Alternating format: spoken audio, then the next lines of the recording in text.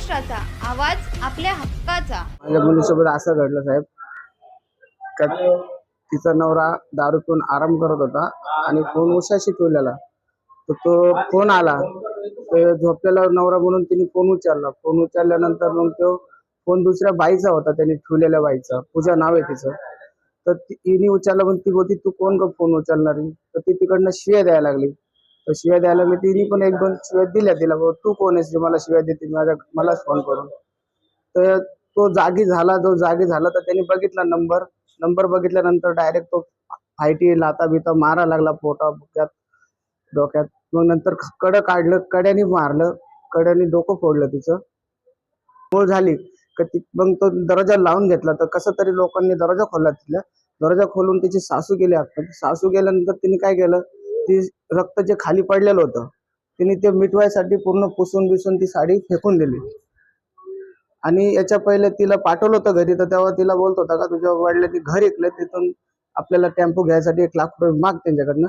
तर तिने आम्हाला काही मागायची हिंमत केली नाही. तिने काय केलं, गपचीप आली, जेवली खावली, तो पण आल्याला तो गपचीप गेले. तर तिला वापस घरी जाऊन तो त्रास द्यायला लागला. तर आम्ही तर जागा विकली तर दुसरीकडे घेतली पण आहे, तर आमचे पैसे इकडचे तिकडेच लागलेले. गणेश नगर 39 सेक्शन, गुरुद्वाराच्या समोर मॉन्टी टेलरच्या बाजूला त्यांचा रूम आहे.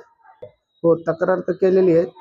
त्यांनी पंचनामा करून गेले ते काल, आज सकाळी पण आलते पोलीस. आता ते बोलतात का इथून डिस्चार्ज भेटल्यानंतर इकडे जो कागद भेटेल तो कागद घेऊन आम्ही त्याच्यावर पूर्ण कारवाई करू. फोन आला होता, तिच्या सोबत आहे ना बाई ठेवले, तिचा फोन आला तर मी उचलला, तर ती मला डायरेक्ट शिव्या द्यायला लागली. तर मग मी शिव्या द्यायला तर डायरेक्ट झोपेतून उठून माझा नवरा मला मारा लागला. तर तिला शिव्या का द्यायला म्हणतो, तर डायरेक्ट दरवाजा बंद केला आणि मला मारा लागला.